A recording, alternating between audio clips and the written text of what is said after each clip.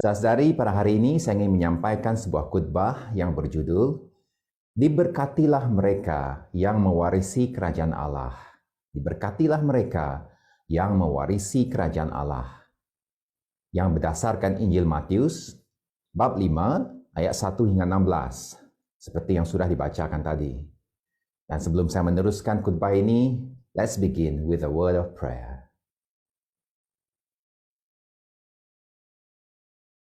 Blessed are you, O Lord our God, King of the universe, who sanctifies us with your commandments and commanded us to engross ourselves in the words of scriptures. Allah yang berfirman, berbicaralah ya Tuhan, agar umat-Mu mendengar suara-Mu. Peliharalah jiwa kami dengan firman-Mu yang memberi hidup. Bukakanlah mata kami, agar kami melihat keajaiban dalam firman-Mu. Melalui Yesus Kristus, penebus kami. Amin. Dalam dunia purba, orang yang berkuasa dan yang berada, mereka yang berpengaruh serta memiliki kekayaan, sering dianggap sebagai sukses dan diberkati Tuhan. Orang Yahudi misalnya menganggap kemakmuran jasmani sebagai menandakan perkenanan ilahi. Ini memandangkan banyak berkat yang dijanjikan Allah kepada mereka dalam kitab Perjanjian Lama adalah berbentuk material atau jasmani. Lihat Ulangan bab 28. Dan oleh itu, sebaliknya orang-orang yang miskin, yang lemah, yang sakit, dan yang tidak berdaya sering dipandang sebagai orang berdosa atau berada di bawah kutukan Allah. Guru-guru Yahudi, khususnya golongan Farisi, sering mengingatkan rakyat umum bahawa orang-orang yang tidak mematuhi Taurat Musa akan terkutuk dengan penyakit, kelaparan, pembuangan, dan penindasan kuasa asing. Sementara mereka yang taat kepada Taurat pula akan diberkati dengan kesehatan, kemakmuran, dan kelimpahan di tanah air mereka. Saudari, akan tetapi, apabila kita membaca Injil Matius, bab 5, ayat 3 hingga 10, Matius bab 5, ayat 3 hingga 10, kita akan dapati bahawa Yesus sebaliknya memanggil orang-orang yang kurang bernasib baik, orang yang miskin, yang sedih, yang lemah lembut, dan yang lapar dan dahaga. Mereka yang dianiaya. Yesus memanggil mereka sebagai diberkati.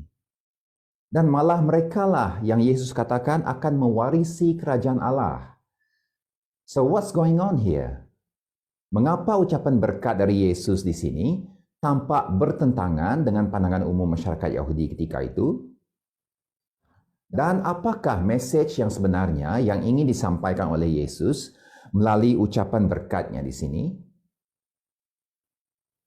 Pada zaman sekarang, khususnya ketika waktu sebelum pandemik COVID-19 yang bermula hampir 2 tahun lepas, jika kita bertanya kepada kebanyakan orang, adakah Anda diberkati? Rata-rata mereka akan mengatakan ya. Ramai yang akan mengatakan hidup mereka diberkati kerana mereka menikmati kesihatan, mereka ada keluarga yang menyayangi mereka, mereka memiliki pekerjaan, dan stabil dari segi ekonomi, dapat menikmati kesenangan hidup dan sebagainya. Tapi yang menariknya, tak satu pun dari perkara tersebut termasuk dalam senarai yang disebutkan Yesus mengenai orang yang diberkati dalam kerajaan Allah. Nah, kita cenderung untuk melihat berkat sebagai syarat bagi kebahagiaan hidup. Tapi apabila keadaan menjadi buruk, kita tidak lagi gembira. Dan kita mahu keadaan berubah secepat mungkin. Dan apabila keadaan berubah menjadi lebih baik, kita kembali menganggap diri diberkati. Kita sering beranggapan bahawa berkat dimaksudkan untuk mendatangkan kebahagiaan kepada kita. Akan tetapi Yesus nampaknya tidak melihatnya demikian. Pandangan Yesus di sini tampak berlainan, malah berlawanan dari jangkaan kita. Saudari, ucapan berkat yang disampaikan oleh Yesus dalam ayat 3 hingga 11 di sini merupakan salah satu daripada kata-katanya yang paling dikenali dalam Injil Matius ini.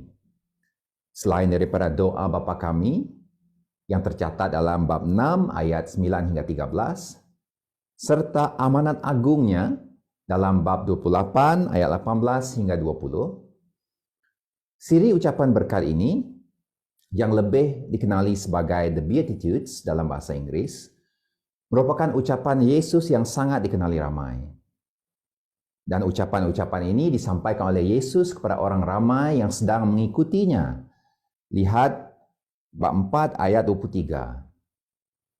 Dan Yesus mulai bab 5 dalam Injil ini sebenarnya sedang menyampaikan khutbah di bukit. Sebuah khutbah yang berterusan dari bab 5 sehinggalah bab 7 ayat 27.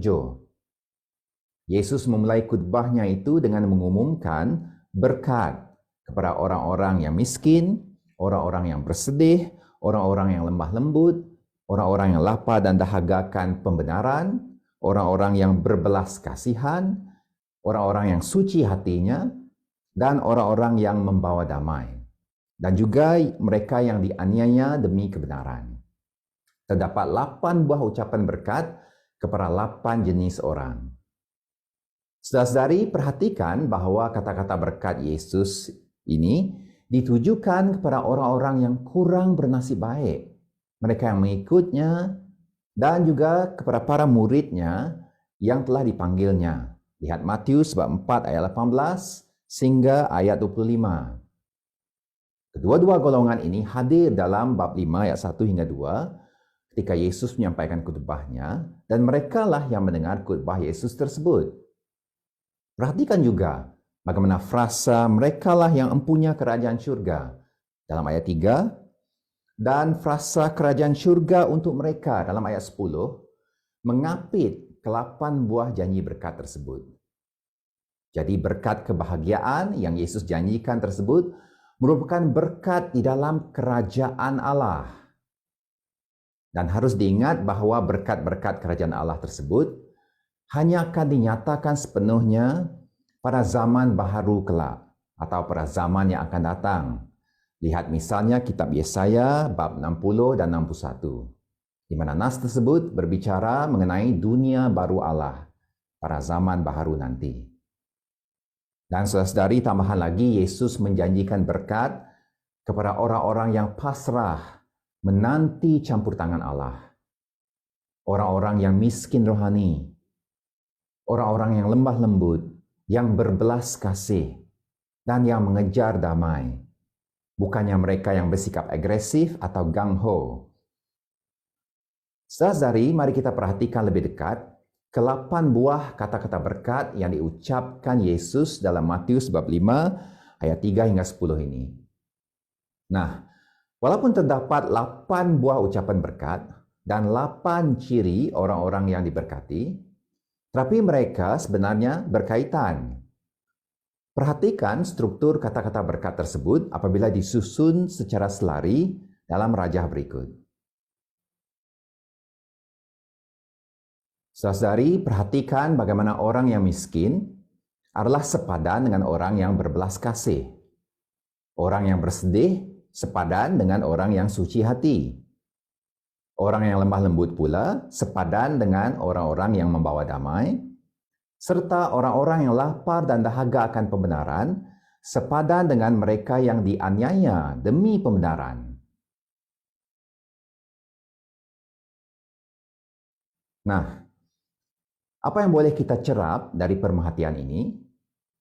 Salah satu darinya adalah mereka yang miskin kerohanian dalam ayat 3, yang menyedari kemiskinan mereka di hadapan Tuhan, adalah mereka yang akan dapat berbelas kasihan terhadap orang lain yang senasib dengan mereka. Lihat ayat 7. Serta mereka akan bersolidariti dengan orang-orang yang senasib dengan mereka. Demikian juga, mereka yang bersedih dalam ayat 4, yang dijanjikan Yesus akan mendapat penghiburan, adalah juga mereka yang suci hatinya dan yang akan melihat Allah seperti yang dijanjikannya dalam ayat 8. Nah, apa agaknya yang menyebabkan mereka bersedih? Berdasarkan konteks petikan ini, kemungkinan besar ia disebabkan oleh kesukaran hidup atau ketidakhadilan yang mereka alami. Harus kita perhatikan bahwa kata-kata ini disampaikan oleh Yesus kepada rakyat Marhain Yahudi di abad pertama yang berada di bawah penjajahan Romawi dan yang rata-rata hidup susah dan tertindas. Lagipun Yesus mengakhiri ucapan berkatnya, dengan mengatakan bahwa para pendengarnya mungkin dicela dan dianiaya kerana dia. Matius 5 ayat 11. Dan melalui padanan yang kita buat tadi, dapat dilihat juga bahawa nampaknya kesedihan yang dilalui akan menjadikan orang yang diberkati itu suci hatinya. Hal ini tidaklah mengherankan atau sesuatu yang mengarut, kerana ia tampak bergema dengan Mazmur 73. Mazmur 73. Saya mendorong kita untuk mengambil masa merenungkan Mazmur 73 tersebut. Mazmur yang berbicara mengenai kemurnian hati di hadapan Allah. Agar kita dapat menghayati Matius bab 5 ayat 8 ini dengan lebih dalam.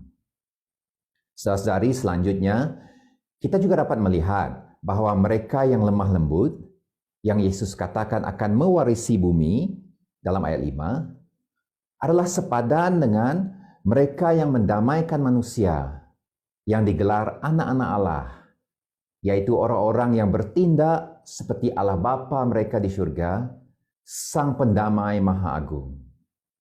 Mereka dapat menjadi pembawa damai dan mengusahakan kedamaian sebab mereka bersikap lemah lembut atau rendah hati. Dan akhir sekali melalui padanan tadi, kita juga dapati bahawa mereka yang lapar dan dahaga akan pembenaran dalam ayat 6 adalah juga mereka yang akan dianiaya demi pembenaran dalam ayat 10. Itulah harga yang harus dibayar oleh mereka yang lapar dan haus akan pembenaran, kerana kesungguhan mereka mencari atau memperjuangkan kebenaran. Dalam dunia yang berdosa dan gelap ini, anak-anak dunia tidak akan senang mahupun bertoleransi dengan anak-anak Allah. Sebab itu orang-orang yang berbuat benar dan yang memperjuangkan keadilan akan dianiaya oleh orang-orang fasik yang membenci kebenaran maupun keadilan. Saudari, lebih dari itu, perlu kita lihat selanjutnya bahawa orang-orang yang kurang bernasib baik tersebut, khususnya orang-orang yang teraniaya demi Yesus dalam ayat 11, bukan sekadar dijanjikan akan mendapat rahmat. Sebab Yesus menyambung kata-kata berkatnya dengan berkata, "Kamu ialah garam bumi dan kamu adalah cahaya dunia ini." Dalam ayat 13 dan 14. Itu bermaksud bahawa malah melalui kesengsaraan dan penganiayaanlah pengikut Yesus akan menjadi saksi baginya kepada dunia yang gelap ini. Saudari, kata-kata berkat serta janji kerajaan Allah yang diberikan Yesus dalam Matius bab 5 ayat 3 hingga 10 ini bukanlah sekadar kata-kata penghiburan bagi orang-orang yang lemah dan dianiaya. Ia sebenarnya adalah sebahagian daripada panggilan yang diberikannya kepada orang-orang yang mahu mengikutnya. Sebenarnya, jika kita membaca Injil Matius ini sampai habis, Yesus sendirilah yang merupakan pribadi terulung yang bersikap lemah lembut dan rendah hati. Matius 11 ayat 29. Dan dialah juga yang menunjukkan belas kasihan kepada orang-orang yang menderita, seperti yang tercatat dalam Matius 9 ayat 13. Dalam Injil ini, Yesus sendiri yang menunjukkan teladan kerendahan hati, kesediaan untuk menderita tanpa mencari pembalasan, dan kesanggupan untuk mengampuni orang yang bahkan tidak meminta pengampunan darinya. Orang-orang yang menganiayanya, orang-orang yang menyalibkannya. Keseluruhan khotbah Yesus dalam Matius bab 5 hingga 7 ini sebenarnya merupakan sebuah undangan daripada Kristus untuk mengikutnya. Lihat Matius bab 7 ayat 13 hingga 14. Ini karena cara kerajaan Allah datang ke bumi adalah melalui Dia dan dengan cara mengikutnya, yaitu Sang Raja yang memerintah atas kerajaan tersebut. Melalui ucapan-ucapan berkat-Nya, Yesus memberikan suatu visi bahwa orang-orang yang dipanggil ke dalam kerajaan Allah akan menghadapi hidup yang sukar di dunia ini. Oleh itu, pengikut Yesus tidak boleh mengharapkan hidup mereka serasi dengan dunia yang tidak selari dengan kehendak Tuhan. Namun begitu, walaupun tidak serasi dengan dunia, pengikut Yesus harus meresponi sesama manusia dengan belas kasihan, dengan kemurnian hati, dengan mengejar kedamaian, dengan lemah lembut, dan dengan tekun memperjuangkan keadilan. Saudara-saudari seiman, berkat kerajaan Allah bukannya ditawarkan untuk orang-orang yang kaya, yang berpengaruh atau yang berkuasa di mata dunia, tetapi ditawarkan untuk orang-orang yang lemah dan murni hati, yang merindukan kehendak dan keadilan ilahi berlaku di bumi. Kehendak dan keadilan dari Allah yang akan terlaksana melalui kehidupan mereka sendiri, melalui kelemah lembutan, melalui rasa lapar dan haus akan kebenaran, dengan sikap berbelas kasihan, dan melalui usaha pendamaian yang dilakukan oleh warganya, kerajaan Allah akan diperluaskan di dunia ini, di bumi seperti yang di surga. Itulah jalan Allah, itulah cara Kristus. Saudara-saudari, akhir kata, semoga kita yang percaya kepada Tuhan Yesus Kristus menjadi seperti pembina rumah yang bijaksana, yang membangunkan kehidupan kita di atas dasar Kristus, satu-satunya batu karang yang teguh, dan bukannya di atas pasir kebahagiaan diri atau harta benda duniawi. Semoga kita yang mendengar pesan ini menjadi seperti apa yang Yesus kehendaki, menjadi pengikut dan murid-murid-Nya yang mempersaksikan Dia kepada dunia. Amin. Mari kita berdoa.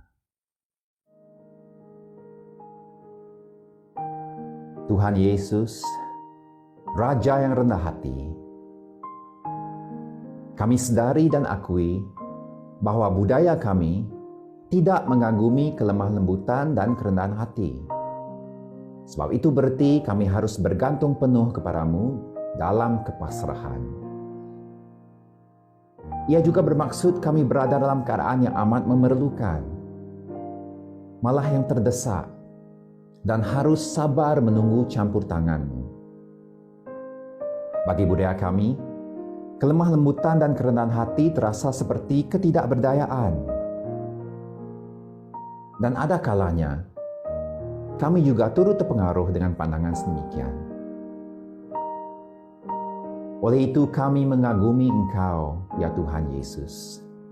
Kami kagum kepadamu, yang datang dengan lemah lembut dan rendah hati.